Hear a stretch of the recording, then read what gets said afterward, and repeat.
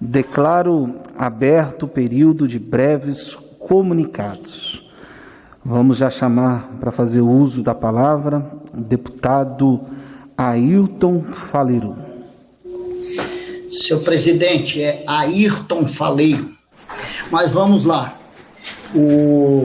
Eu queria inicialmente... Agora em Brasília, 12h55, Rádio Câmara e TV Câmara passam a transmitir a sessão plenária de hoje da Câmara dos Deputados, a fase dos breves comunicados. Na presidência da sessão, o deputado Júlio César Ribeiro, do Republicanos do Distrito Federal. Cheguei junto com a notícia de que o reitor escolhido na lista tríplice por 84% dos votos não tinha sido nomeado pelo presidente da República. E o terceiro colocado da lista, com menos de 8%, tinha sido o reitor nomeado pelo presidente da República. Eu conheço os três que concorreram, são pessoas boas, bons professores, inclusive o que foi nomeado pelo presidente da República. Mas não é isso que está em debate. O que está em debate é o processo democrático, é o autoritarismo de não nomear o primeiro colocado. Nos governos do Partido dos Trabalhadores, isso nunca aconteceu. Sempre nomeávamos o primeiro colocado da lista. E, portanto, fica aqui o nosso protesto quanto a essa metodologia equivocada, autoritária, e eu chamo a atenção nossa, dos congressistas desse país. Nós precisamos urgente aprovar lei que proíba o presidente da República nomear qualquer um que não seja o primeiro colocado, porque senão não tem sentido fazer uma consulta pública. E a comunidade acadêmica, os docentes, ou seja, alunos, professores e técnicos, elegem por maioria, como foi o caso da Unifesp em Marabá, e depois, autoritariamente, o presidente da República nomeia o último colocado por interesses até difíceis de se entender, né? Mas eu reitero de que não se trata de dizer que a gente tenha qualquer coisa contra quem for nomeado, não, mas o processo autoritário que está em discussão, nós precisamos reagir. Eu sei que já tem peças tramitando no Congresso, nós precisamos desautorizar esses atos autoritários. Aqui no Pará nós fomos muito privilegiados nos governos do Lula. O Lula criou a Universidade Federal do Oeste do Pará, o FOPA, criou a Unifespa, né, já no governo da Dilma. Nós precisamos fazer com que essas universidades sejam gestadas por pessoas que são eleitas pela comunidade acadêmica. Obrigado, senhor presidente. Obrigado, deputado. Chamo nesse momento o deputado Bibo Nunes para usar o tempo que é concedido.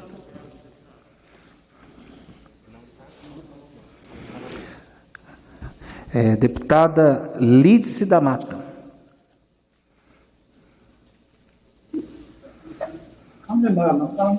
Senhor presidente, senhoras e senhores parlamentares, infelizmente, hoje é um dia de vergonha para o Brasil.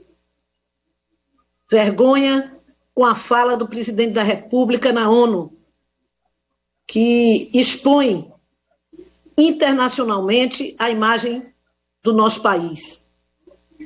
Primeiro, buscou transferir a responsabilidade das quase 140 mil mortes pelo Covid para prefeitos e governadores. É uma disfarçatez. Um presidente que disse que se tratava de uma gripezinha e que demitiu 2 ministros da saúde em plena pandemia. Receitou remédios, anda sem máscaras, e se expõe e promove aglomerações. Minimizou as queimadas na Amazônia e no Pantanal. chegando ao cúmulo de acusar os indígenas e quilombolas como autores das queimadas. Dados do Instituto do Homem e Meio Ambiente, que coordena o sistema de alerta do desmatamento do Amazon, mostram um desmatamento na Amazônia que subiu 68% em agosto de 2020, na comparação com o mesmo período do ano passado. Nos primeiros 8 meses desse ano, a área de mata nativa que foi perdida chega a 5.000 quilômetros quadrados, 23% a mais do que em 2019. O Pantanal, por sua vez, bateu recorde histórico de queimadas para todo o mês de setembro, ainda na primavera, na primeira quinzena, Foram mais de 5.000 focos de incêndio, número quase 3 vezes acima da média para o mês. E para coroar, o Festival de Bobagem buscou endeusar o presidente dos Estados Unidos, a quem tem como mentor em suas ações de descoordenação, e país a que ele cedeu recentemente as tarifas de importação do etanol, prejudicando os produtores nacionais. Infelizmente, a fala do presidente da República na ONU, além de desastrosa por não assumir responsabilidade alguma nos grandes desafios do país, é mais uma atitude de subserviência a um país estrangeiro que ele acaba de beneficiar nas medidas econômicas. Que vergonha para a nação brasileira, este presidente da República abrir as falas na ONU com tamanha entrega do interesse nacional. Que pena para o Brasil com um presidente que não consegue afirmar o seu patriotismo e a defesa dos interesses nacionais. Muito obrigada, senhor presidente. Obrigado, deputada Lídice da Mata. Com a palavra, vamos retornar ao deputado Bibo Nunes. Grato, belíssimo presidente, uma honra estar participando com os colegas desta sessão remota. Eu quero dizer que estou muito feliz hoje, porque estou comprovando que a justiça, de fato, respeita os parlamentares e a sua imunidade parlamentar. Eu fui processado recentemente por Caetano Veloso e também por Chico Buarque de Holanda. Já venci na justiça o Caetano Veloso e ontem, uma bela decisão, também venci a Chico Buarque de Holanda, que entrou pedindo R$40 mil de indenização contra mim, porque simplesmente eu disse que dinheiro da cultura não é dinheiro para dar para essas raposas felpudas já da música popular brasileira. Dinheiro para a cultura não é para músicos consagrados como Chico Buarque, Gilberto Gil, Caetano Veloso. Isto porque muitas vezes esses músicos recebem o patrocínio e depois estão lá com Viva Lula, Viva Dilma. Não é. O dinheiro para a cultura é para incentivar novos talentos que nós temos florescendo em todo o Brasil. É isso que temos que fazer. Então, o senhor Chico Buarque de Holanda vai ficar esperando a banda passar. Para quem não sabe, a banda era o sucesso da sua irmã Nara Leão. Então, Chico Buarque, fique esperando a banda passar, porque de mim você não vai levar um centavo. E aprenda a respeitar também a imunidade parlamentar que nós, deputados federais e senadores, temos. E aqui está a decisão, para quem não sabe ainda, tomar conhecimento, na decisão judicial, o juiz do 6º Juizado Especial Cível do Rio de Janeiro afirmou: no caso em tela, não se vislumbra ofensa direta ou indireta ao autor, na medida em que o réu somente estava expondo sua opinião em uma entrevista. Mais adiante, disse: o pensamento crítico não é ofensa, mas direito protegido constitucionalmente pela liberdade de expressão. Eu reparto esta vitória com os meus colegas deputados federais, porque dá para ver que ainda somos respeitados e a justiça sabe que nós temos o direito de expressão e respeitar também a nossa imunidade parlamentar. E é um exemplo que a esquerda era acostumada a qualquer coisinha, a processar, vou processar, como o caso do reitor Bulhões da URGS, que foi empossado ontem, fizeram um protesto dizendo que é antidemocrático. A esquerda tem que aprender a respeitar quem pensa diferente e, acima de tudo, respeitar a democracia. E, senhor Chico Buarque de Holanda, se o senhor quer dinheiro, vá trabalhar, vá cantar com honra e dignidade. E não tente tirar dinheiro de um deputado que está dentro do seu direito de criticar o que acha errado. Dinheiro para a cultura é dinheiro para quem precisa ser incentivado, apoiado como novos talentos. Muito obrigado, meu presidente. E Chico Buarque de Holanda, vá olhar a banda passar. Muito obrigado. Obrigado, deputado Bibo Nunes. Quero, neste momento, chamar para fazer uso da palavra a deputada Alice Portugal. O senhor Chico Buarque de Holanda.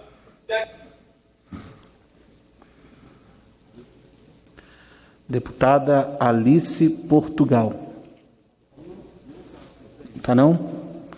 Então vamos chamar aqui a deputada Benedita da Silva para poder fazer uso da palavra.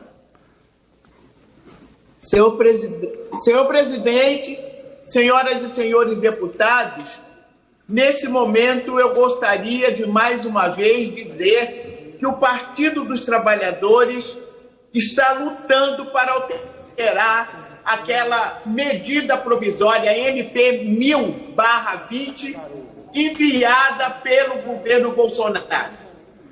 Ela vai reduzir o auxílio emergencial de R$ 600 para R$ 300. E em defesa do povo que nós vamos estar fazendo essa luta. Nós temos que derrubar essas regras. Elas vão dificultar o acesso às 4 parcelas restantes do benefício. Isso vai atingir 6 milhões de pessoas. Não é fácil, senhor presidente. Nós vamos ajudar a aumentar a miséria. Nós não, o Bolsonaro. Ele será responsável direto dessa ação. Ele não pode reduzir esse auxílio emergencial de 600 para R$ 300. Por quê? Porque temos, inclusive, a afirmação baseada no recente estudo da Fundação Getúlio Vargas, que vai ter mais de 13 milhões de brasileiros com renda per capita de meio salário mínimo, vai para a classe D e E. E isto é sério para a nossa população. Vai para onde? Vai para a base da pirâmide social desse país. Nós temos que manter nesse atual momento de crise, não podemos retirar de forma nenhuma esse auxílio emergencial diante dessa pandemia do Covid-19. O governo deve ter sensibilidade para isso. Ele não pode reduzir, porque ele vai aumentar o sofrimento do povo, não mantendo esses R$ 600. Senhor presidente, esses R$ 600 hoje já está valendo menos de R$ 400, dado o aumento do gênero alimentício. É uma perda absurda que nós estamos vendo hoje. Não tem poder aquisitivo para se manter. Então, portanto, é bom lembrar que o presidente Bolsonaro não queria dar esses R$ 600, ele queria dar 200. Nós brigamos, o PT, os partidos de oposição e aqueles democratas levou a que ele desse os R$ 600. E agora, junto com Paulo Guedes, o que quer fazer? Ele quer passar para R$ 200. É a proposta que ele deu antes e que agora ele quer concluir. Muito obrigada, senhor presidente. Obrigado, deputada Benedita da Silva. Chamo agora, para fazer uso da palavra, o deputado Vicentinho.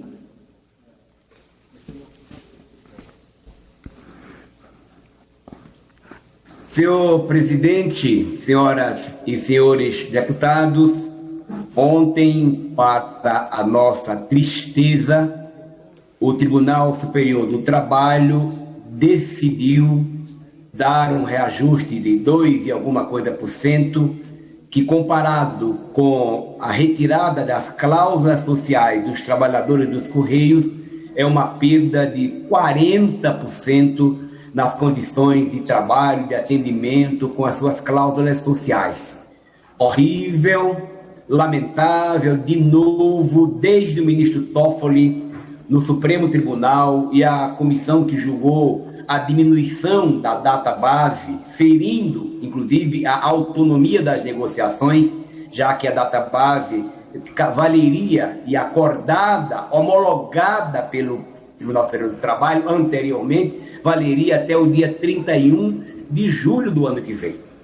Com essa decisão do Toffoli, no primeiro momento em liminar, depois com a aprovação de mais outros ministros, foi um golpe fatal nesses milhares de trabalhadores dessa empresa com mais de 350 anos, patrimônio cultural, patrimônio histórico, patrimônio do povo brasileiro, os Correios.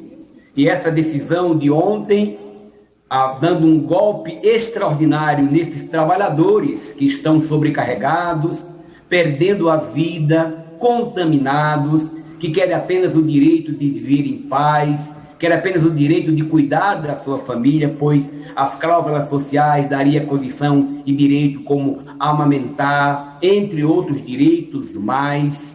Então, uma violência, isso é o retrato de um governo Bolsonaro que, no lugar de defender o patrimônio público, portanto, defender a soberania nacional, entrega de bandeja para os grupos privados.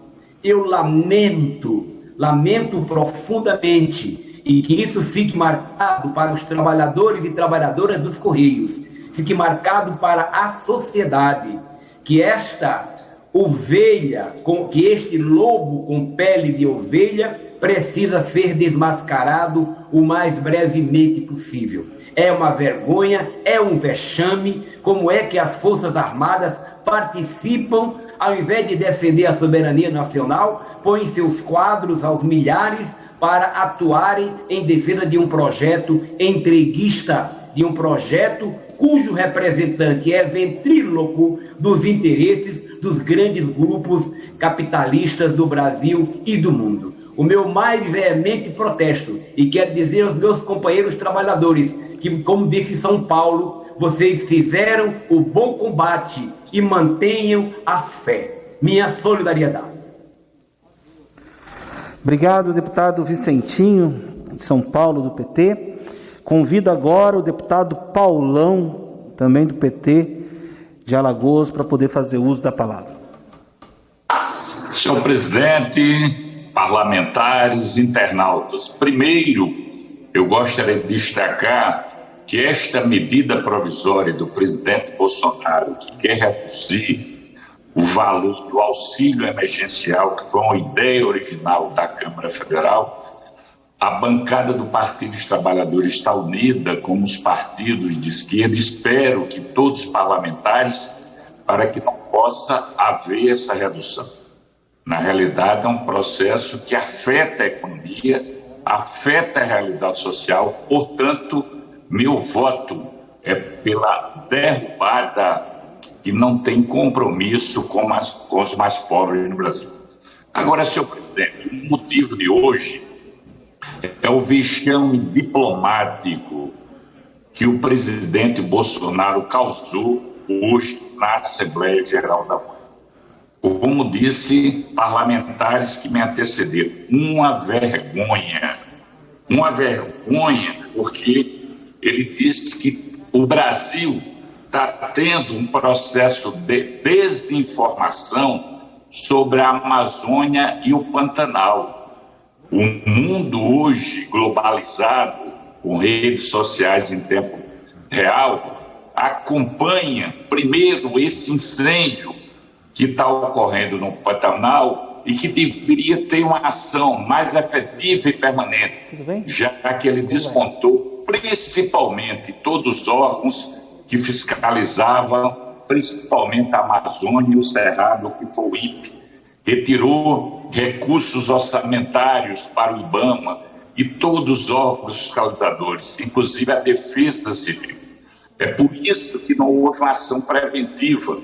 A Amazônia, de acordo com o sistema de alerta do Amazon, só esse mês aumentou em 68% o desmatamento.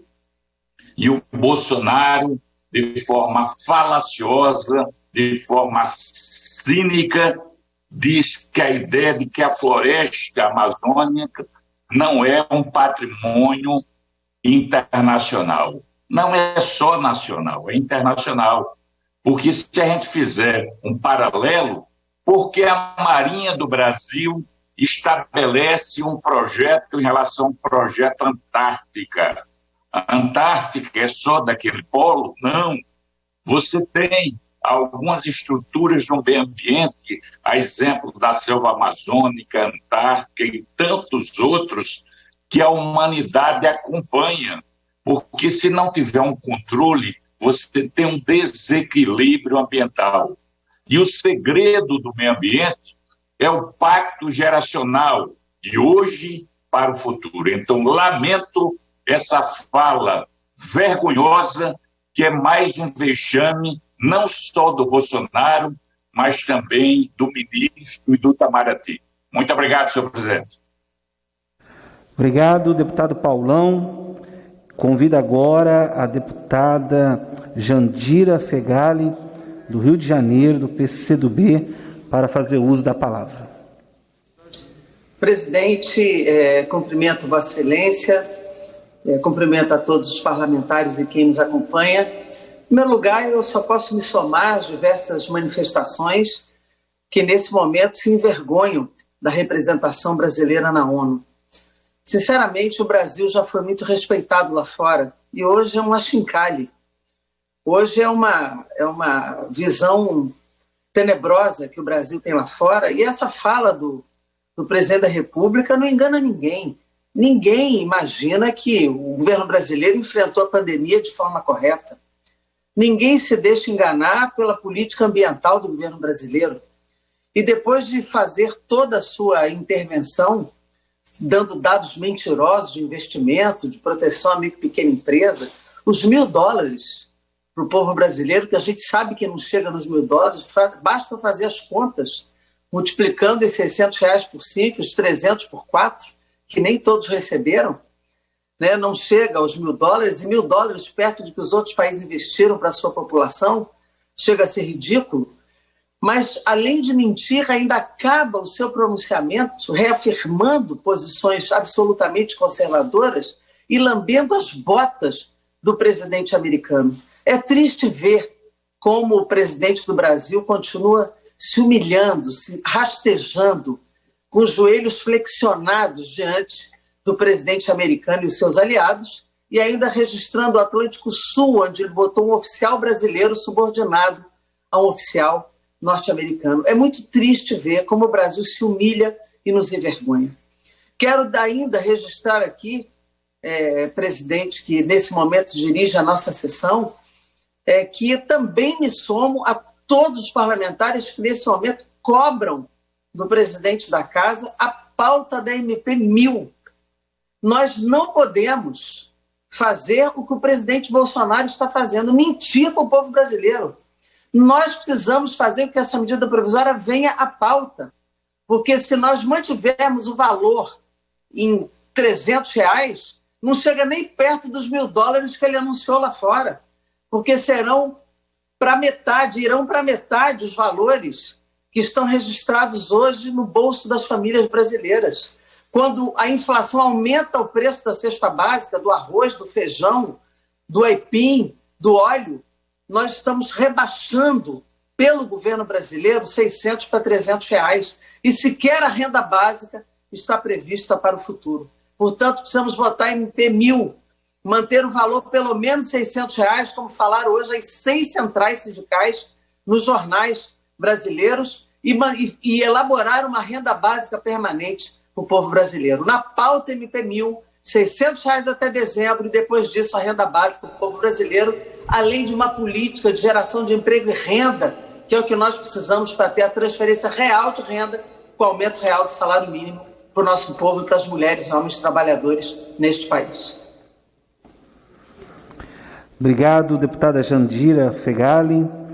Agora chamo o deputado Padre João, do PT de Minas Gerais, para fazer uso da palavra. Boa tarde. Senhor presidente, colegas deputadas e deputados, o 21 de setembro fica marcado com o lançamento do Plano de Reconstrução e Transformação do Brasil, com o lema também, outro mundo é preciso, mas um outro Brasil é necessário. Então, o Partido dos Trabalhadores, a Fundação Seu Abramo, muito importante no lançamento desse plano, a presença também de outras lideranças, do PSOL, PCdoB, de outros partidos da esquerda, que têm também esta compreensão da urgência, da reconstrução e transformação do Brasil. É muito triste, né? A situação que nós chegamos, depois de tanta luta, né, para garantir a soberania do nosso país, garantir que o Brasil seja visto também lá fora, né, com o que ele de fato representa, com as suas riquezas do seu povo, da sua cultura, as riquezas naturais, mas sobretudo a valorização do povo, da nação. E com Lula e Dilma, de sair das garras, né, do FMI, de toda uma ingerência norte-americana que vivíamos, e agora houve, nesse governo, iniciou com Temer e agora com Bolsonaro, o desmonte do Estado brasileiro. Por isso que essa reconstrução e transformação é urgente e necessária.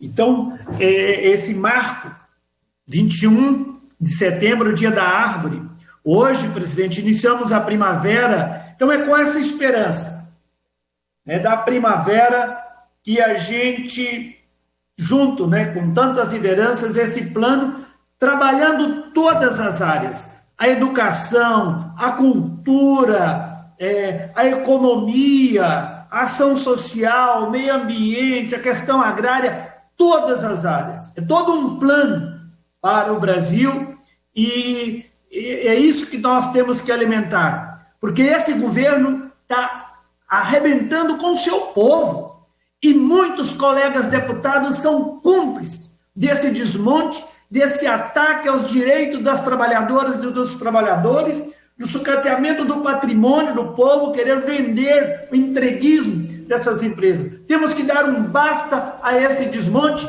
e vamos recomeçar a reconstrução e a transformação do nosso país para que todos tenham a dignidade. Essa tem que ser a nossa meta. Muito obrigado. Eu que agradeço, deputado Padre João. Quero convidar agora o deputado Joseildo Ramos, do PT da Bahia, para fazer uso da palavra nesse momento. Boa tarde. Senhor presidente, senhoras e senhores deputados, eu quero me somar a todos que me antecederam do ponto de vista da perplexidade dos deputados e deputadas federais quando falaram acerca desse episódio bizarro que o país, infelizmente, protagonizou, abrindo, como de costume, a Assembleia da ONU. Observem, os senhores, a dificuldade que os assessores da presidência tiveram para poder fazer contorcionismo, para que o presidente falasse de uma terra arrasada em alguns temas. Por exemplo, a crise ambiental. O Brasil se tornou o pária internacional por conta de queimar biomas que só aqui existem. A nossa floresta amazônica, a nossa planície alagada, a Caatinga, os Gerais estão pegando fogo. Quem não lembra, no ano passado, em 2019, o Dia do Fogo, estimulado por quem está hoje na frente dos destinos do nosso país. A crise sanitária, colocar que a responsabilidade única está na mão dos governadores e dos prefeitos. Ai dos brasileiros se não fossem os governadores e os prefeitos que assumiram a responsabilidade perante a ausência de planejamento, de coordenação, de atitude educativa que está reservada para o Ministério da Saúde. A crise econômica é estarrecedora. O ministro da Economia que não dá nenhum sinal de que terá condição técnica objetiva de restaurar a economia brasileira, principalmente no pós-pandemia. Ele só acredita no mercado. É moleque de recado do mercado. E para piorar, o episódio de crime à soberania, de subserviência, demonstrando a falta, a ausência de um projeto de presente e de futuro para o nosso país. Estamos envergonhados. E o que é pior, o presidente brasileiro lambendo as botas do presidente americano, Donald Trump. Imagine até que ponto a gente chegou em nosso país. Então eu lamento muito em dizer que, como brasileiro, não me sinto representado pelo presidente do nosso país diante de tanta verborragia que foi colocada para todo mundo ver. Muito obrigado, senhor presidente. Obrigado, deputado Joseildo Ramos. Quero agora chamar o deputado General Girão, do Rio Grande do Norte, do PSL, para fazer uso da palavra. Boa tarde, senhor presidente. Boa tarde. Estou sendo bem ouvido, presidente? Muito bem, general. Muito obrigado, parabéns aí pela presidência da sessão. Eu gostaria inicialmente de dizer que os deputados que nos antecederam, praticamente quase todos eles de uma oposição, parece que eles estão sofrendo de Alzheimer, alguma coisa parecida com isso, porque eles esqueceram que o governo que eles representam, ou representaram, né, esses governos aí passados, eles, infelizmente, eles entregaram o nosso dinheiro, entregaram o Brasil para interesses de governos altamente totalitários, com viés socialista, que não tem nada a ver com a sociedade brasileira. Pelo amor de Deus, onde é que nós estamos? A população brasileira já está enxergando e vendo muito bem isso daí. Graças a Deus, as redes sociais, já que as grandes emissoras de TV não mostram isso, as redes sociais estão mostrando isso daí. Vocês estão cada vez mais tentando fazer com que uma mentira se transforme em verdade. Vamos parar com isso, a população não é mais boba. Não, a população já parou de ser enganada por vocês, e hoje o que ela exige é justiça. Ela quer que aqueles que roubaram o Brasil sejam presos.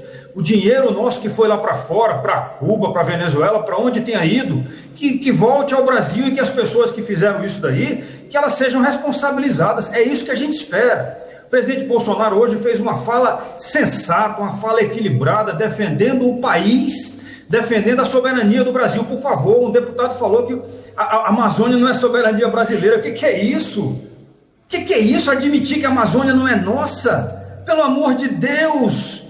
Por favor, o deputado que falou isso daí vai embora para outro país, mas não no Brasil. Vocês colocaram no relatório de vocês, alguns anos atrás, que infelizmente, vocês escreveram isso, infelizmente não conseguiram infiltrar seguidores dessa seita de vocês, não conseguiram infiltrar seguidores dentro das Forças Armadas. Ainda bem que nós temos Forças Armadas que aprenderam a defender, juraram a defesa da soberania, juraram a defesa da bandeira brasileira. Então é isso que a gente está vivendo no Brasil. Nós estamos enfrentando anos e anos de uma penetração ideológica em vários setores da sociedade. Lamento muito, o ensino superior teve essa infiltração, o ensino médio e fundamental também tem muita gente ainda infiltrada, mas a gente conseguiu superar essa fase. Elegemos um presidente da República democraticamente que está representando muito bem o nosso Brasil.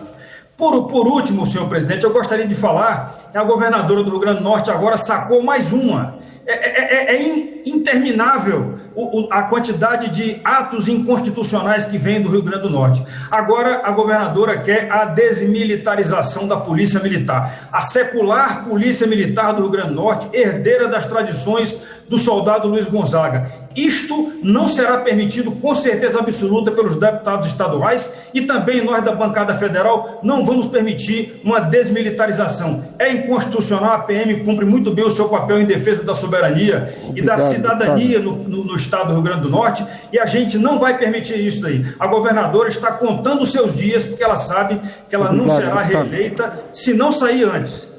Muito obrigado, senhor presidente. Obrigado. Eu quero chamar nesse momento a deputada Érica Cocaia, do PT, aqui do Distrito Federal. Eu fico muito assustada com o nível de mentiras que são repetidas todos os dias. Todos os dias. Um presidente da República que não age como estadista ou como presidente desse Brasil, mas que age como áulico, como sabujo do presidente dos Estados Unidos. Um presidente da República que tem a ousadia de dizer que as queimadas são frutos de fenômenos naturais, ou então tenta culpabilizar caboclos indígenas pelas queimadas que estão sob a sua responsabilidade. É bom lembrar que entre os anos de 2004 e 2012, nos governos do PT, nós tivemos uma redução do desmatamento da Amazônia em mais de 83%. E nós estamos vendo o crescimento do desmatamento. Me lembra muito o ministro Costa Cavalcanti, que durante a ditadura, em 1972, foi em Estocolmo e disse que a poluição era sinal de progresso. O presidente da República acha que invadir terras indígenas, que o garimpo ilegal, que a madeireira ilegal, que a grilagem são sinais de progresso. E tenta negar o que é óbvio. O presidente da República simplesmente culpa prefeitos e governadores pela pandemia que está sobre a sua responsabilidade. Mas, ao mesmo tempo, agride as pessoas que vieram a óbito, mais de 137 mil pessoas, que ele chama de fracos.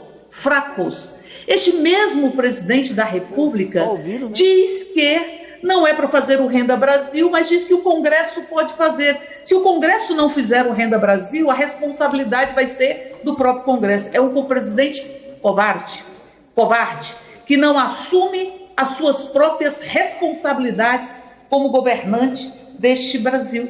Ao mesmo tempo, este presidente da República busca, ele e o seu vice, culpar o INPE, que constata o desmatamento, que constata o recorde em queimadas que esse país está vivenciando no Pantanal, é que simplesmente contesta o INPE. É como se quisesse, para combater a febre, quebrar o termômetro. Nós estamos vivenciando esta barbárie, esta violação de direitos humanos, essa violação de direitos ambientais.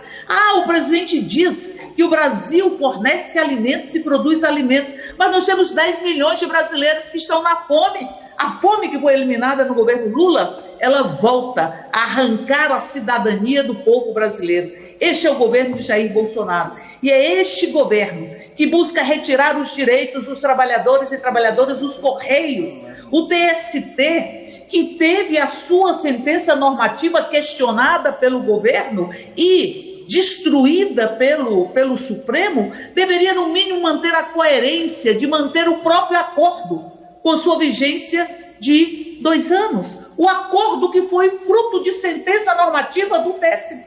E o TST rasga, retira inúmeros direitos dos trabalhadores e trabalhadoras dos Correios, estes brasileiros que representam a integração nacional, que carregam o Brasil no ombro, esse Brasil que o senhor presidente da República quer destruir, entregando as nossas empresas, destruindo o meio ambiente, destruindo a própria educação. Por isso, o Brasil hoje chora ter um presidente da República que, em verdade, não honra a história deste país, não honra o seu próprio povo, e ter, inclusive, militares que não honram a farda defendendo esta nação, O presidente da República que diz que representantes do seu governo não têm o mínimo de coração e que emite um cartão vermelho que nunca saiu do bolso. Nós não suportamos mais tanta farsa, nós não suportamos mais tanta destruição e tanta barbárie. Por isso, é fora Bolsonaro em nome deste país, e toda a solidariedade aos trabalhadores e trabalhadoras dos Correios que este governo quer entregar para o capital internacional. Convido agora o deputado Jorge Sola, PT da Bahia, para fazer uso da palavra, por 3 minutos. Obrigado, presidente. Realmente, hoje é o dia da vergonha do Brasil perante o mundo, perante a Organização das Nações Unidas. Que esse presidente e o seu governo é o governo da mentira, todo mundo sabe disso. Pelo menos aqui no Brasil, já sabíamos, e a população brasileira sabe, que foi a mentira que elegeu Bolsonaro, que foram chamadas fake news, a disseminação da mentira e do ódio que tomou conta da campanha eleitoral. Ele levou essa tecnologia para dentro do seu governo, transformou o governo federal no governo da mentira e hoje extrapolou completamente o bom senso ao transformar o espaço do discurso de um presidente da República na ONU em mais um espaço de mentiras, uma coletânea de mentiras. Felizmente, até a justiça brasileira já identificou a prática da mentira do presidente, que o Tribunal de Justiça do Rio já determinou ontem que o presidente teria que tirar o Twitter, mandou o Twitter apagar uma postagem do presidente Bolsonaro por ter violado direitos autorais e disseminação de fake news. A que ponto chegou? A justiça manda apagar o post do Twitter de Bolsonaro atestando que ele é disseminador de mentiras, presidente. Um presidente da República que vai à ONU hoje mentir. Mentiu sobre as queimadas no Pantanal, mentiu sobre a destruição ambiental, mentiu até sobre a pandemia. E mais uma vez registrar aqui o nosso pesar, são 137.445 brasileiros que morreram precocemente, pais, mães de família, amigos, colegas que faleceram pela atitude genocida desse governo, pela atitude criminosa desse governo, que abdicou de fazer o devido enfrentamento da pandemia. E o presidente vai para a ONU falar um enxoval de mentiras dessa natureza. Até cifras bilionárias em dólar, que eu não sei de onde ele tirou.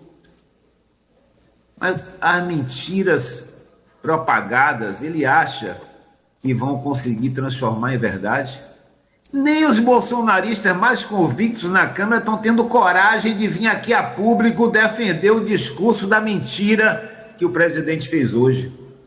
Envergonha até os bolsonaristas, envergonha as Forças Armadas, envergonha a população brasileira, envergonha esse parlamento ter uma voz representando o Brasil para falar tanta mentira nas Nações Unidas hoje. E para atestar subserviência ao governo Trump e ao governo americano. Afinal, todos sabem a que ele se presta nas relações internacionais. Então, presidente, nós não podemos continuar permitindo que a mentira prospere nesse país. E cabe ao parlamento restabelecer a verdade. Bolsonaro foi contra o auxílio emergencial. Não queria aprovar nenhuma medida financeira para salvar a vida das pessoas mais pobres desse país. Portanto, fora Bolsonaro, tirar esse presidente mentiroso é a maior medida de saúde pública que pode se restabelecer nesse país. Obrigado, presidente. Convido o deputado João Daniel, de Sergipe, do PT, para fazer uso da palavra.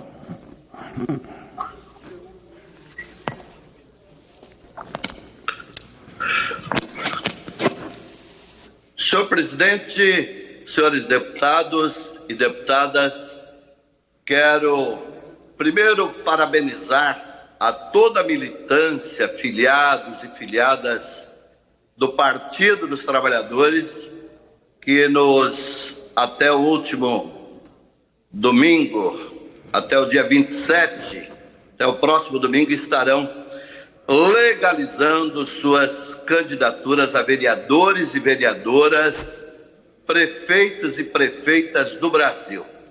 Quero parabenizar nosso partido, que passou por uma fase de ser o partido que parte da elite brasileira, parte do judiciário brasileiro e partes da grande mídia trabalharam para liquidar, para arrasar, porque o nosso partido nasceu para defender a classe trabalhadora, os explorados, defender e lutar por um mundo de justiça e defender a nossa soberania e um país que tenha um programa e um projeto para toda a população brasileira. Foi assim nos governos Lula e Dilma e é assim nas nossas gestões. Quero parabenizar todos e todas que colocaram seu nome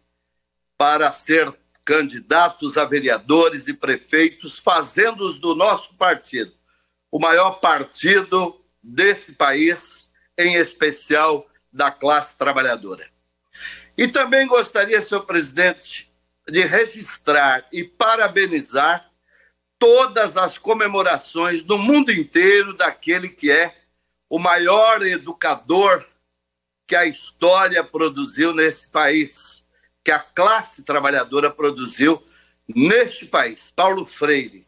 O centenário de Paulo Freire nos dá iluminação. Aquele que desenvolveu a metodologia da educação que liberta, que tira a alienação das pessoas, para que nós possamos debater um mundo livre, onde homens e mulheres e a natureza seja respeitada. Por isso, comemorar o centenário de Paulo Freire, em nome de todas as organizações do nosso mandato e daqueles que acreditam e lutam todos os dias para termos uma sociedade livre, uma sociedade socialista.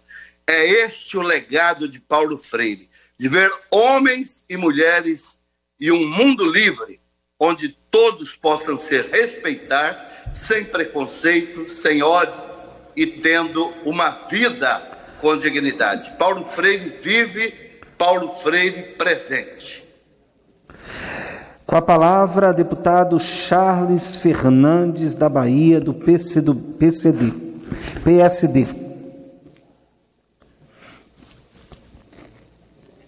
Deputado Charles Fernandes, do PSD.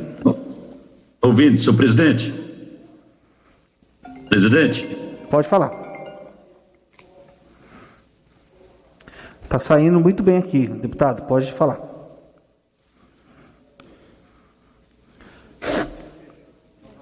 O senhor fechou, o senhor pode abrir.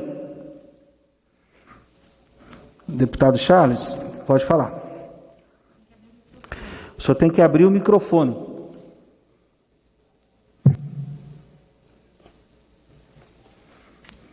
Pronto, é isso, presidente? Excelente. Pronto. Boa tarde, senhor presidente. Boa tarde. Senhoras deputadas, senhores deputados. É um prazer, mais uma vez, participar dessa sessão remota da Câmara dos Deputados. Nossos trabalhos ao longo deste ano de pandemia evoluiu muito bem nesta casa, votando projetos importantes de interesse da nossa população, de interesse do Brasil. Eu quero ressaltar aqui, senhor presidente, que aqui no interior da Bahia, o número de casos de Covid vem se estabilizando e vem caindo, especialmente aqui na nossa região. Eu quero agradecer a todos os prefeitos, a todos os líderes políticos, secretários municipais de saúde aqui desta região, que procuraram investir todos os recursos disponibilizados não só pela União, mas também os recursos disponibilizados através das nossas emendas parlamentares, que estão sendo muito bem aplicados, fazendo com que o número de casos vem caindo sensivelmente aqui em Guanambi e em toda esta região. É motivo de alegria para todos nós, nesse momento difícil em que vive a população brasileira. O segundo ponto, senhor presidente, eu gostaria de pedir à equipe do presidente Bolsonaro para que possamos ter um grande entendimento na questão dos precatórios do Fundeb. Ainda há tempo para negociação, para que os professores tenham o direito à participação nesses precatórios. É muito importante a valorização dos nossos valorosos professores do Brasil, da Bahia, aqui de Guanambi, da região, nesse momento difícil em que vive o nosso país. Portanto, os precatórios têm que passar uma parte para os nossos professores. Eu acho que há a possibilidade desse grande entendimento do governo federal, da Câmara dos Deputados, para que realmente possamos derrubar esse veto e ficar bem a educação no nosso país, para que os professores possam ter mais estímulo, para que os professores possam ter ainda mais alegria e, acima de tudo, mais comprometimento com a educação do nosso país. Então, é importante que possamos fazer essa distribuição, uma parte para os professores e outra parte para investimentos também nas nossas escolas. Outra coisa, senhor presidente, eu estive aí no dia 4 de agosto com o diretor do DENIT, o general Santos Filho, falando sobre a BR-030, essa BR tão importante na Bahia, que liga aqui o sudoeste da Bahia e até a BR-020. E me parece que o presidente da República tem uma agenda para a cidade de Coribe aí no dia 30. Espero eu que ele venha aqui anunciar a construção de parte da BR-030, ligando Carinhanha, Feira da Mata a Coco, que é de suma importância para esta região. Portanto, quero agradecer aqui, senhor presidente, esse momento e pedir ao presidente que está vindo mais uma vez na Bahia para autorizar a construção da BR-030, tão importante para a nossa região. Peço Vossa Excelência que divulgue esse nosso pronunciamento aí nos meios de comunicação dessa casa e na Voz do Brasil. Muito obrigado, senhor presidente. Obrigado, deputado Charles. Com certeza, quero convidar o deputado Bom Gás, do PT do Rio Grande do Sul, para fazer uso da palavra. Senhor presidente, colegas deputados, deputadas, eu tenho um pedido para fazer. Se nós queremos ajudar de fato aos que mais precisam nesse país, e a economia também, como modo geral, nós temos 2 projetos ao menos para votar. O primeiro é a medida provisória 1000, que fala do renda emergencial. Neste momento, presidente Rodrigo Maia, ela precisa ser pautada para ser apreciada. Porque se a Câmara dos Deputados não votar, vai acontecer a mesma coisa que teria acontecido se nós não tivéssemos votado o renda emergencial. Pelo Bolsonaro, seria R$200. R$200, gente. Não os 600 que ajudam o povo hoje, ainda mais num período em que o preço da comida está nas nuvens por causa do desastre de um governo que não pensou em segurança alimentar. Então, quando nós na Câmara votamos, triplicando o valor, as pessoas passaram a receber R$600. Seria 200. Agora, quando o governo mandou a medida provisória 1000, que reduz pela metade este valor, se nós não votarmos, vai ficar 300. Mas, Rodrigo Maia, coloque em votação, presidente, porque daí os deputados vão votar 600. Por que não querem votar? Porque o deputado não quer colocar sua digital para manter o que o Bolsonaro quer, que é pela metade, R$300. Então, nós queremos votar. E vocês vão de concordar que é justo que cada deputado se manifeste, que o povo saiba quem quer os 600 ou quem concorda com o Bolsonaro em tirar 300, deixar pela metade. Eu quero dizer, a nossa bancada do PT quer votar R$600. Como é que as outras bancadas vão votar? Rodrigo Maia, coloque em votação para que a gente tenha R$600, porque pelo Bolsonaro seria só 200 e agora ele corta pela metade, os 300. Queremos votar. Coloque em pauta esta votação. E a segunda é o projeto de lei que eu apresentei, tem vários colegas que subscreveram nossa bancada do PT, que é o PL 3618. Você sabe que o seguro-desemprego, para quem está desempregado, tinha parcela do seguro-desemprego, acabou a parcela, não tem emprego, não ganha mais nada e não terá emprego para ele. E não consegue o renda emergencial, porque já passou o prazo para inscrever no renda emergencial. Então, meu projeto de lei é claro, mais 2 parcelas do seguro-desemprego durante o tempo do Covid. Mais 2 parcelas. Esse projeto nós também queremos votar. Então, eu estou pedindo hoje para que a gente coloque em pauta 2 projetos que ajudam o povo brasileiro. MP 1000, para manter R$600 e não 300, como o Bolsonaro quer. Obrigado, deputado. Mais 2 parcelas no seguro-desemprego. Obrigado, presidente. Convido o deputado Henrique Fontana, do PT do Rio Grande do Sul, para fazer uso da palavra. Boa tarde, presidente. Boa tarde a todos os parlamentares que estão nesta sessão e ao povo brasileiro que nos acompanha. As notícias de hoje, presidente, indicam que no ranking dos maiores bilionários do mundo, publicado pela revista Forbes, o Brasil tem 238 nomes. Mas o que chama a atenção especialmente nestas fortunas é que do ano passado para este ano elas tiveram um crescimento de aproximadamente 33%. Ou seja, num período de pandemia, num período de forte crise econômica, num período em que milhões e milhões de brasileiros perdem renda, perdem empregos, estes bilionários ficam cada vez mais ricos e cada vez com patrimônios maiores. Este patrimônio cresceu de 1,2 trilhão de reais para 1,6 trilhões de reais. Estes patrimônios é que o Brasil deve tributar para enfrentar a crise gerada pela pandemia do coronavírus. O imposto sobre grandes fortunas, a reintrodução do imposto de renda sobre a distribuição de lucros e dividendos, o imposto aumentado sobre a transmissão de grandes heranças. Ou seja, estes super ricos podem e devem contribuir com um pacote de impostos justos e emergencial que arrecade em torno de 250 bilhões de reais por ano.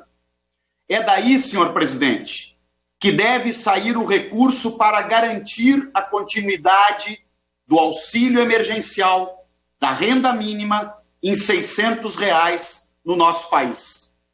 Cortar a renda mínima de R$600 para R$300 é um crime contra as famílias brasileiras, é um crime contra a economia brasileira, porque uma das medidas mais justas e necessárias para proteger a renda dos mais pobres e, ao mesmo tempo, proteger a economia brasileira, garantindo uma injeção de recursos na economia, é exatamente este auxílio emergencial permanecer em R$600. Por isso, presidente Rodrigo Maia, nós solicitamos claramente aqui, o Brasil quer ver a medida provisória onde Bolsonaro reduziu de R$600 para R$300 o auxílio emergencial sendo votado pelo parlamento. Eu quero votar pela manutenção dos R$600 até dezembro e votar, presidente, com enorme responsabilidade econômica e social. Manter o auxílio emergencial em R$600 é necessário para o nosso país, para que aquilo que está hoje no editorial da Folha de São Paulo não se amplifique. O que diz o editorial? Vergonha nacional. Cresce o número de pessoas que estão entrando na linha da fome, voltando para o mapa da fome e que estão em insegurança alimentar. Por isso, suspender ou cortar pela metade o auxílio emergencial neste momento é um enorme erro e inaceitável. Presidente Rodrigo Maia, paute a medida provisória número 1000 para que cada deputado assuma a sua responsabilidade. Eu quero votar pela manutenção dos R$600. Obrigado, deputado Henrique Fontana. Convido o deputado Carlos Veras, de Pernambuco, do PT, para poder fazer uso da palavra por 3 minutos. Senhor presidente, senhoras e senhores deputados, nós precisamos urgentemente fazer aqui nesse Congresso um apoiamento firme ao AB aqui de Pernambuco, que se posicionou, ao trabalho que tem sido feito pela Central Única dos Trabalhadores, pela CONTAG, pela nossa FETAP aqui no Estado, pelas federações. O que o governo está fazendo com os trabalhadores e trabalhadoras é inadmissível. Nesse momento de pandemia, fazer um pente fino nos benefícios desses trabalhadores e trabalhadoras. No momento onde a gente precisa garantir a renda, no momento que a gente precisa ajudar as pessoas a enfrentar esse momento difícil na sua vida, o que nós estamos vendo é as pessoas aterrorizadas. As pessoas tendo os seus benefícios cortados, diminuindo a sua renda. Não podemos aceitar de maneira alguma. Isso é um direito dos trabalhadores e trabalhadoras. Não é momento de perseguir. Em momento algum é momento de perseguir. E principalmente num momento como esse, ver os trabalhadores perdendo os seus benefícios. Esse Congresso precisa urgentemente se reunir para votar os vetos. Nós precisamos derrubar o veto que vetou, inclusive, o projeto que fala sobre os precatórios da educação do Fundeb. Os 60% é um direito dos professores e professoras. Nós precisamos derrubar esse veto. Nós precisamos derrubar os vetos da agricultura familiar. Os trabalhadores e trabalhadoras rurais estão passando necessidades. Precisa desse auxílio, precisa desse apoio. Nós precisamos garantir nesta casa os R$600 do auxílio emergencial. R$300 é insuficiente para as pessoas carentes que precisam desse auxílio emergencial superar esse momento de pandemia. Por isso, aqui nessa casa, nós precisamos trabalhar para os trabalhadores, para as trabalhadoras, para a população que mais precisa. Por isso, o auxílio emergencial tem que ser de R$600. Por isso, nós temos que derrubar os vetos. Por isso, que nós temos que ajudar as pessoas a ter mais direito, não ver os seus direitos aqui sendo retirados. Vamos à luta, presidente. Vamos defender os trabalhadores e trabalhadoras nessa casa. Obrigado, deputado Carlos Veras. Convido agora o deputado Camilo Capiberibe, do PSB, para poder fazer uso da palavra. Muito obrigado, senhor presidente. Quero saudá-lo. Nesse momento, desejar melhoras ao presidente da Casa, o deputado Rodrigo Maia, que está com Covid-19, esperamos que ele possa se restabelecer o mais rápido possível. E voltando a essa casa, nós temos um tema muito importante que precisa ser pautado. Senhor presidente, a MP 1000, do presidente Jair Bolsonaro, encaminhada a essa casa há cerca de 2 semanas, ela trata da extensão do pagamento do auxílio emergencial até dezembro, mas o presidente fez o que ele queria fazer logo no início. Ele estabeleceu o valor de R$300 para o auxílio emergencial, nessas 4 últimas parcelas. É evidente que com essa inflação, preço do arroz, preço de outros produtos, o leite, o pão, são coisas muito básicas. No momento em que o Brasil volta a ser assombrado pela fome, nós não podemos permitir. Aqui no meu estado, por exemplo, são 100 mil pessoas, é mais do que o dobro da média nacional de pessoas ameaçadas em situação alimentar precária, não conseguindo ingerir um quantitativo de nutrientes para estarem bem alimentadas, sadias e com a sua saúde garantida. Então, é o momento não apenas da oposição, que eu tenho visto se manifestar aqui, mas de todos os parlamentares, de todos os partidos, se posicionarem em defesa daqueles que mais precisam. Precisamos, sim, combater a incompetência do governo no pagamento. O Ministério da Cidadania, incompetente, pagou 42 bilhões de reais de auxílio emergencial para pessoas que não precisavam, praticamente um mês do pagamento no valor de R$600, por não querer apelar ao apoio, ao conhecimento de prefeitos e governadores. Quis fazer tudo sozinho, o governo federal, arrogante, e pagou 42 milhões para quem não precisava. No entanto, são milhões de pessoas que precisam. Aqui no meu estado são 138 mil domicílios.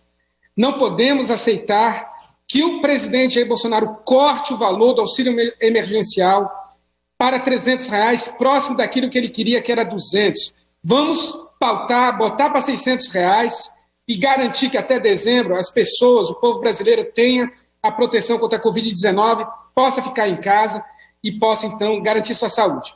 Finalmente, eu quero me solidarizar com os trabalhadores dos Correios, decisão do TST, que obriga a retomada do trabalho e também aponta a intransigência da direção contra a intransigência, a favor dos trabalhadores, contra a privatização dos Correios, da Eletrobras, da Petrobras, do Banco do Brasil, um governo que quer se desfazer de empresas lucrativas, mas que não quer pagar R$600 para aqueles que precisam. É um governo que tem compromisso com os ricos, com os banqueiros, mas não com o povo pobre do nosso país. Muito obrigado, senhor presidente. Obrigado, deputado Camilo Capiberibe. Convido agora o deputado Rogério Correia para poder fazer uso da palavra neste momento. Presidente, mentira tem pernas curtas. Esse é um ditado que vale muito. Hoje o presidente da República foi à ONU e quis julgar nas costas dos índios e dos caboclos a questão das queimadas e do fogo no Pantanal brasileiro. Eu repito, mentira tem pernas curtas. E o presidente não pode ficar julgando para os outros as responsabilidades. Mas eu quero mostrar ao povo brasileiro, aos deputados e deputadas, o que de fato está acontecendo. Por isso, vamos aos fatos, presidente. O presidente Jair Bolsonaro, em novembro de 2019, portanto, ano passado, ele fez um decreto e publicou de número 10.084, decreto de novembro de 2019. Esse decreto do presidente Bolsonaro revogou outro decreto que veio à época do presidente Lula, que regulamentava uma lei deste Congresso Nacional, onde eram proibidos em áreas como Pantanal e Amazônia o plantio de cana-de-açúcar de forma peremptória e de forma a prejudicar estes biomas tão importantes. Pois bem, o presidente Bolsonaro revogou esse decreto, simplesmente desconhecendo todo um estudo que tinha sido feito exatamente para se evitar queimadas. E, ao fazer isso, ele é evidente que é corresponsável pelo que veio acontecer depois. Eu apresentei, nesta época, presidente, um projeto de decreto legislativo de número 684, que eu peço agora para ser incluído em pauta, que proíbe e que revoga esse decreto do presidente Jair Bolsonaro, que permitiu esse plantio de cana-de-açúcar no Pantanal e na Amazônia. Ao agir dessa forma, o que o presidente fez, e agora ele vai ao Pantanal conversar com os grandes fazendeiros locais, para quem diga que torce para que o fogo continue se alastrando e que as pessoas plantem lá cana-de-açúcar. É preciso aprovar agora esse projeto de decreto legislativo que eu apresentei, e tem mais 4 deputados que também apresentaram, eles estão apensados, que revoga esse decreto do presidente Bolsonaro, até para que se proíba o plantio de cana-de-açúcar nestas áreas que estão sendo queimadas. Então, presidente Bolsonaro, você vai à ONU e mente. Alguns poucos ainda aqui no Congresso Nacional o chamam de mito.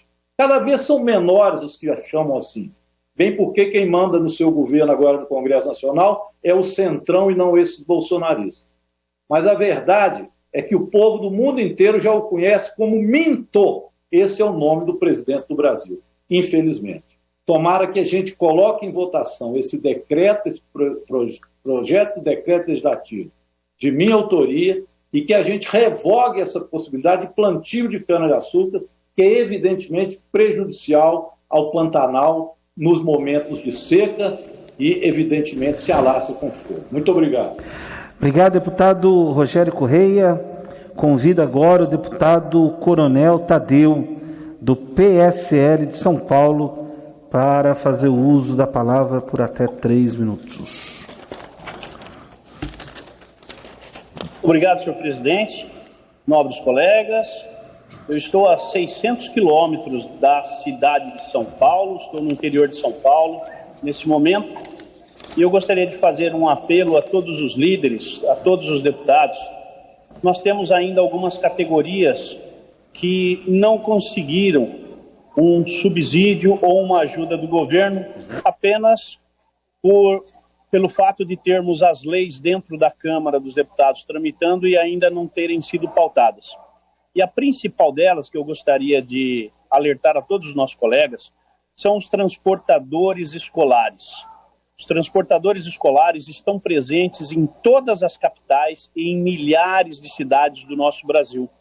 Nós temos um projeto que traz benefícios a essa categoria e eles, infelizmente, não conseguiram obter o subsídio porque eles possuem renda declarada e isso impede eles de receber o auxílio emergencial. Então, a nossa Câmara dos Deputados, que já fez tanto por tantas outras categorias, eu acho que é o momento de nós olharmos para algumas que estão sendo esquecidas. São 600 mil transportadores escolares em todo o Brasil. No estado de São Paulo, acredito eu, deva ser o maior número, algo em torno de 200 mil transportadores escolares que hoje sofrem sem renda, sem trabalho e precisam pagar as suas prestações. As vans escolares, os ônibus escolares são financiados pelos bancos que, lamentavelmente, cobram juros absurdos para uma renegociação, para um adiamento da sua dívida.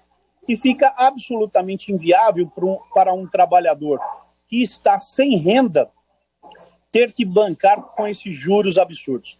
É hora de nós botarmos um freio nas instituições financeiras que estão abusando de juros para poder ganhar mais dinheiro.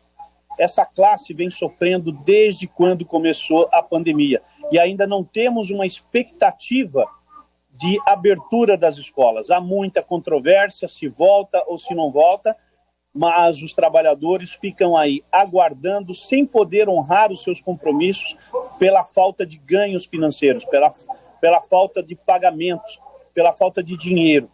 Então, peço a todos os deputados, a todos, sem exceção, em especial aos líderes, que deem uma atenção especialíssima, uma atenção muito especial mesmo, aos transportadores escolares de todo o Brasil. Conto com a ajuda de todos os nossos colegas. São 600 mil famílias, repetindo, 600 mil famílias, pelo menos 200 mil no estado de São Paulo, que hoje estão endividadas, estão com problemas, os bancos já querendo arrestar os veículos por falta de pagamento. É a nossa obrigação e eu tenho certeza que essa Câmara vai se sensibilizar com esse discurso que eu estou fazendo nesse momento. Um abraço, senhor presidente, um abraço a todos os colegas. Obrigado, deputado Coronel Tadeu. Convido a deputada Perpétua Almeida, do PCdoB, para poder fazer uso da palavra.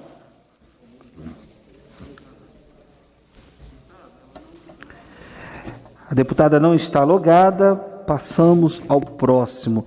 Deputado Pompeu de Matos, Rio Grande do Sul, do PDT.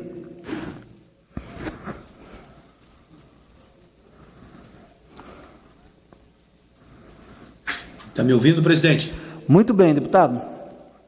Senhor presidente, senhoras e senhores parlamentares, eu que saí, presidente, recentemente do Covid, graças a Deus, depois de 12 dias internado, a mão de Deus, da medicina, da ciência, do conhecimento, dos médicos, das médicas, me trouxeram até aqui para poder fazer uma saudação de vida à Câmara dos Deputados e desejar.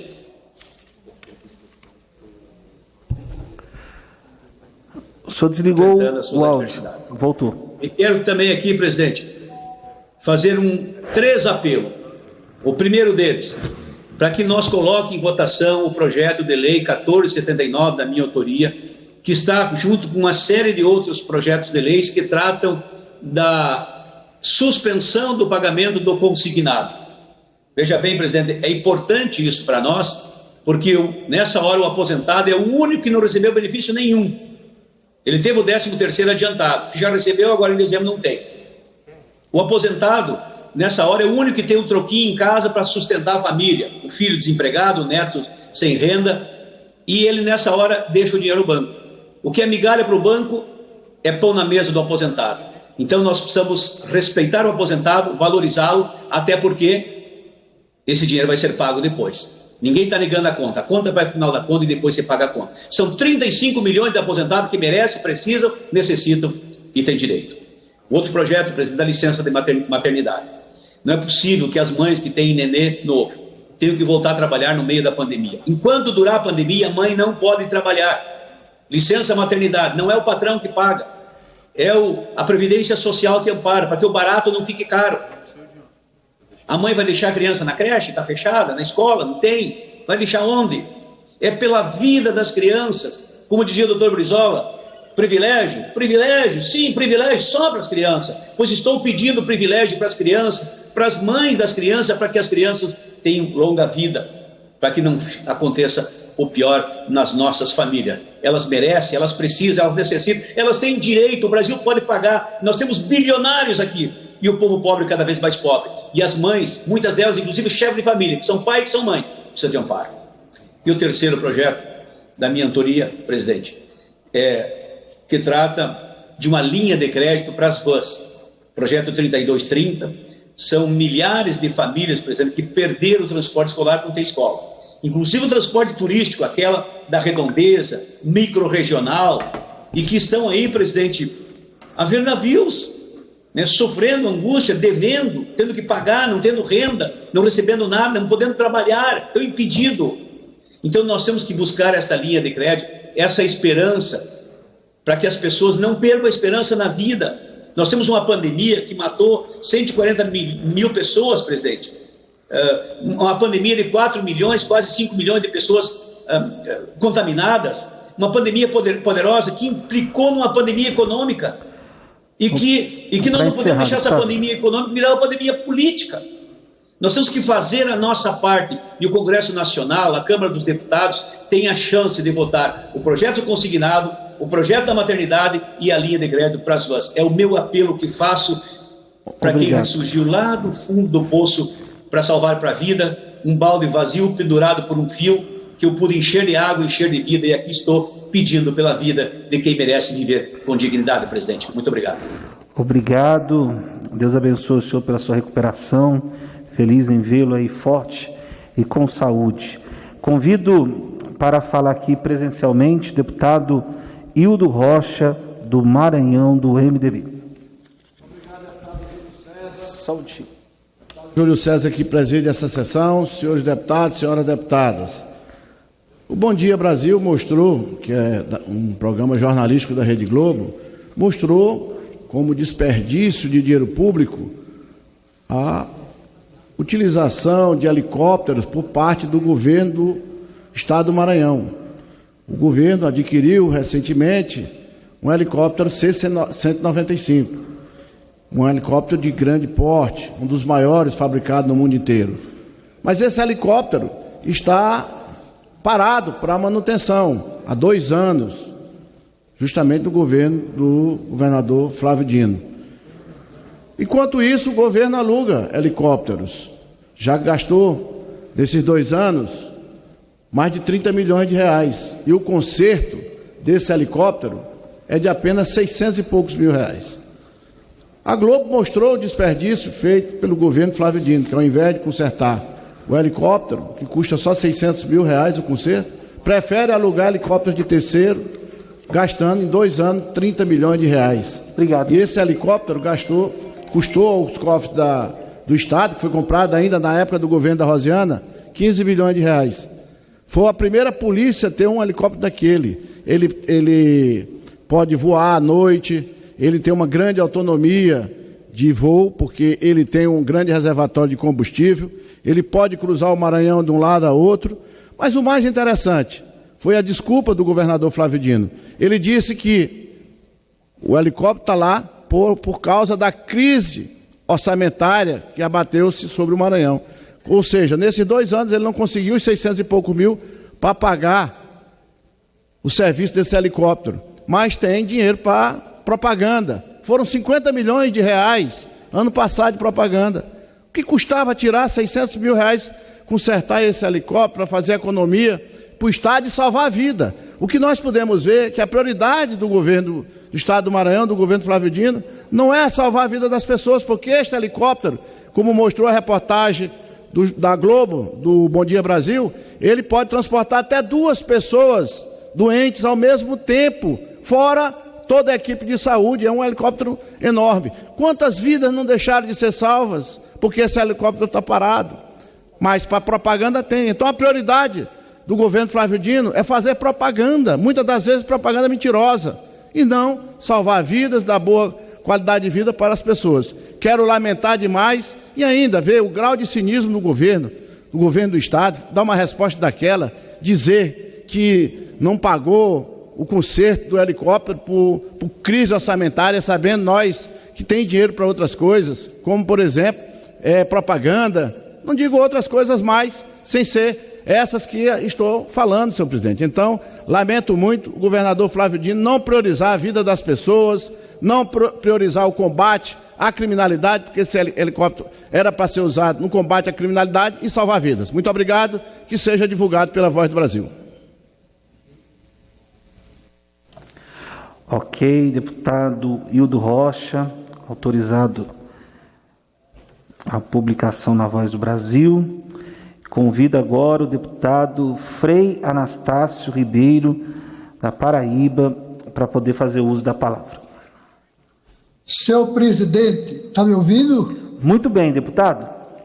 Obrigado, senhor presidente. Senhor presidente, eu quero registrar e registro nesse momento que os movimentos sociais do campo e na cidade, assim como a Comissão Pastoral da Terra, o Movimento dos Trabalhadores Sem Terra, lançaram uma campanha nacional com o título Despejo Zero. Isto é, despejo no campo e despejo na cidade.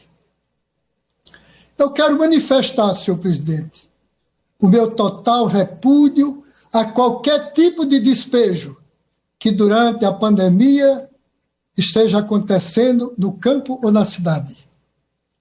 Os despejos durante esse período tão difícil em que a população está enfrentando são, de fato, um atentado à dignidade humana, aos pobres do campo e da cidade. Mas, infelizmente, senhor presidente, parte do judiciário brasileiro segue a mesma linha autoritária e sem humanidade adotada pelo governo Bolsonaro. Os despejos, senhor presidente, realizados durante essa pandemia, no campo e na cidade, foram atos covardes, de uma justiça que retira a venda dos olhos para ver e punir apenas os mais humildes. São decisões tomadas para atender interesses sem levar em conta as leis, nem tampouco as condições humanas dos pobres. E eu vou mais além, senhor presidente. Essa situação em nosso país poderá se agravar ainda mais com esse governo fascista que aí está, que tem um INCRA sem nenhuma função. Aqui na Paraíba, parece mais uma tapera burocrática do que um Instituto de Desenvolvimento de Reforma Agrária. E aí eu vejo que essa atitude dos movimentos sociais de criar essa mobilização, essa campanha de mobilização Despejo Zero, eu vejo como uma saída para combater este mal que é a resistência e a mobilização popular. Não há outro caminho para se resolver isso sem que o povo se mobilize. Os políticos, eles não vão resolver. E o nosso Congresso também só vai se interessar na medida em que for motivados pela mobilização do povo. Portanto, se depender de mim, senhor presidente, que levei minha vida toda ajudando na luta dos trabalhadores do campo por uma reforma agrária justa, por assentamentos onde haja as condições de vida para o povo, se depender de mim, eu vou combater. Concluo, senhor presidente, combater também junto a esses movimentos toda ação de despejo, seja no campo, seja na cidade. Parabenizo os movimentos sociais por essa campanha e vamos à luta, porque esse Brasil só vai mudar na medida em que o povo se mobilizar, e principalmente os pobres do campo e da cidade. Senhor presidente, solicito que essa minha fala seja divulgada na Voz do Brasil, como também nas redes sociais. Muito obrigado. Ok, deputado autorizado. Convido o deputado Nilton Tato, de São Paulo, para fazer uso da palavra.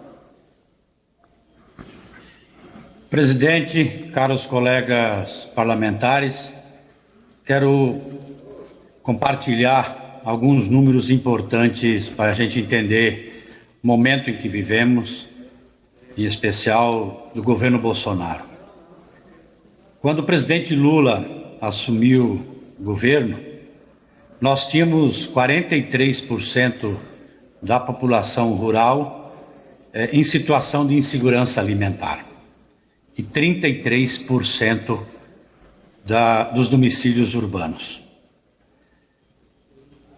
Com as políticas adotadas pelo presidente Lula, depois dado continuidade pela presidenta Dilma, nós caímos para 20% da população urbana e 35% da população rural.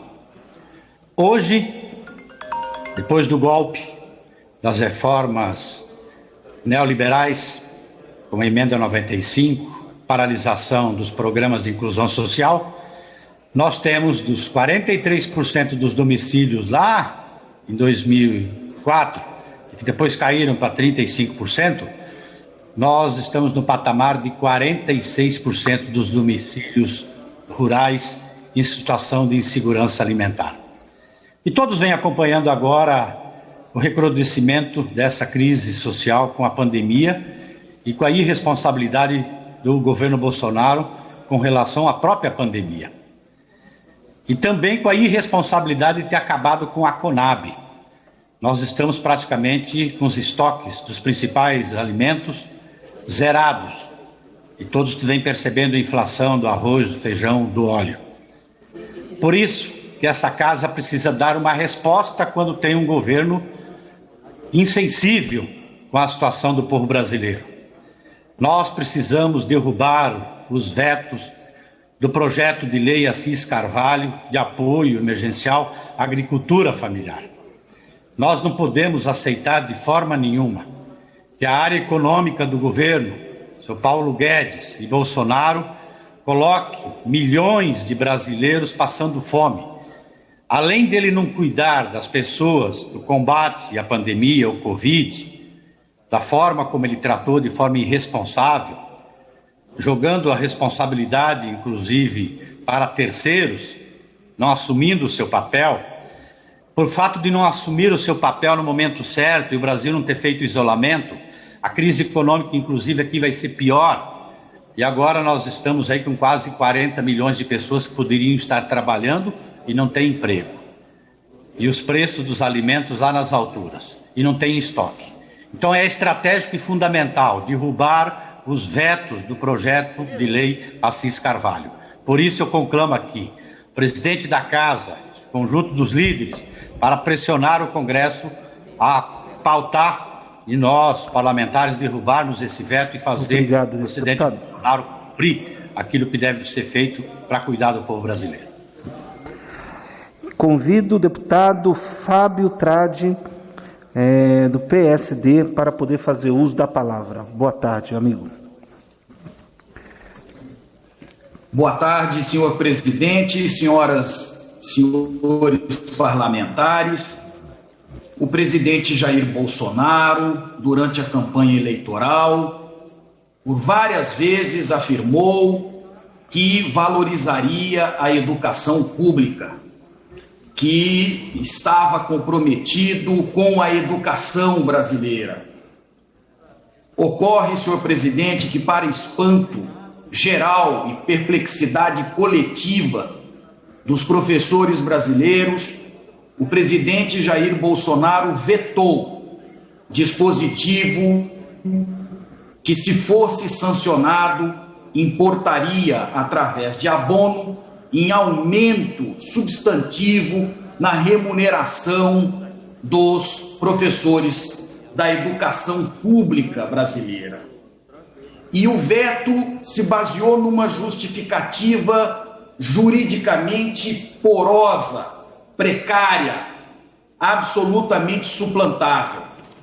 Afirmou Sua Excelência o Presidente da República que estava vetando aquele dispositivo porque o Tribunal de Contas da União já havia decidido em sentido diverso. Ora, o Tribunal de Contas da União não edita leis em caráter geral.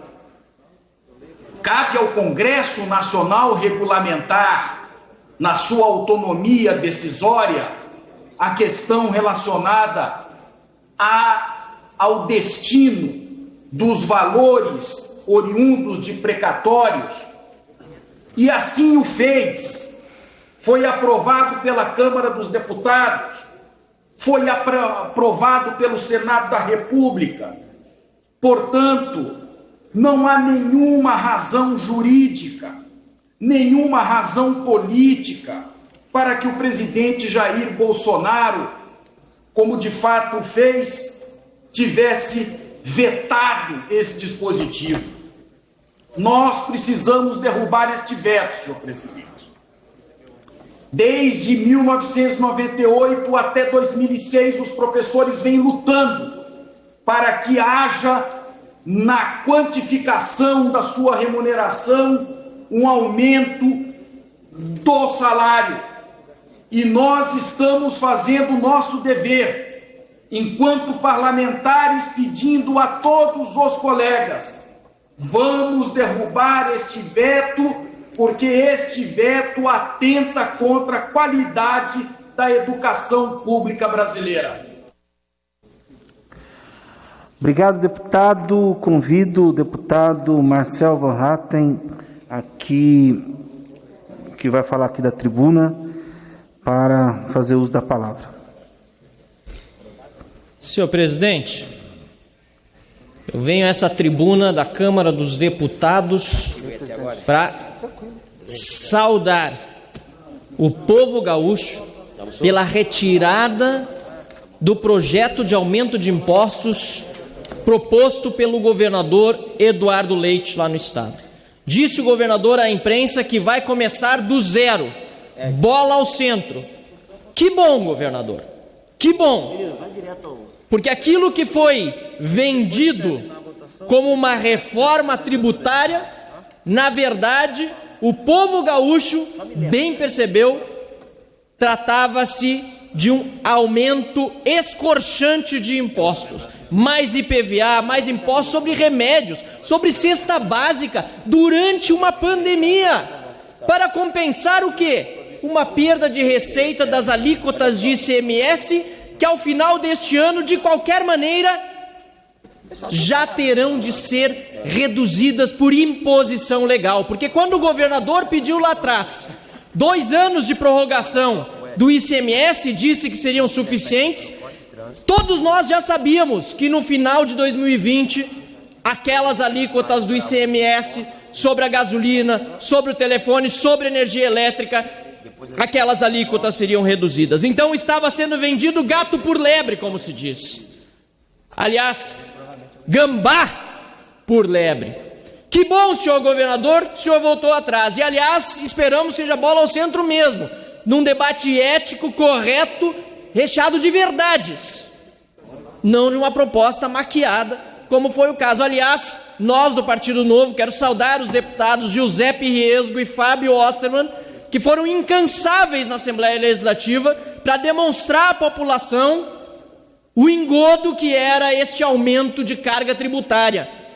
Até o Chevette, até a Marajó iam pagar imposto IPVA, porque até 40 anos de propriedade de veículos seria cobrado. Isso só para dar um pequeno exemplo. Senhor presidente, não tem outra saída. Aliás, existem muitas outras saídas, mas todas elas são de corte de despesas, de reforma da máquina do Estado. O governador já conseguiu no ano passado fazer andarem as privatizações, mas não concluiu da CE, por exemplo, que custa mais de R$1 bilhão por ano. Aliás, Gaúcho, você tem que pagar o ICMS sobre tudo. A CE, a Companhia de Energia Elétrica, já faz anos não passa o ICMS que ela recolhe do consumidor para os cofres do Estado. Isso é um absurdo. Ela precisa ser privatizada, governador. O Banrisul também, o Duodécimo. Governador, o senhor é jovem como eu.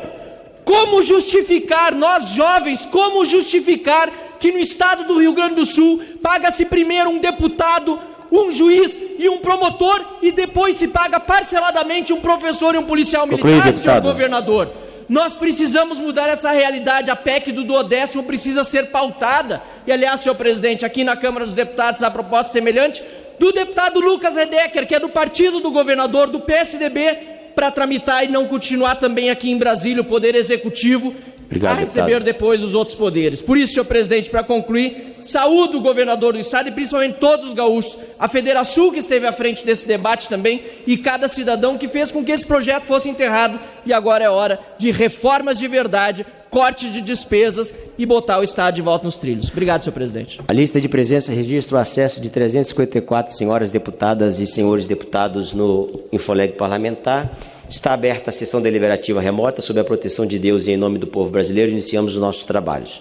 Nos termos do parágrafo único do artigo 5º do ato da mesa número 123 de 2020, fica dispensada a leitura da ata da sessão anterior. Passa-se a ordem do dia. 2h32, o deputado Marcos Pereira, do Republicanos de São Paulo, dá início à ordem do dia. As emendas do Senado Federal ao projeto de lei número 3.267 de 2019, que altera a lei número 9.503 de 23 de setembro de 1997, Código de Trânsito Brasileiro, e dá outras providências. Pendente parecer da Comissão Especial. Para oferecer parecer as emendas do Senado Federal ao projeto de lei número 3.267 de 2019 pela Comissão Especial, conceda a palavra ao deputado Juscelino Filho, relator da matéria.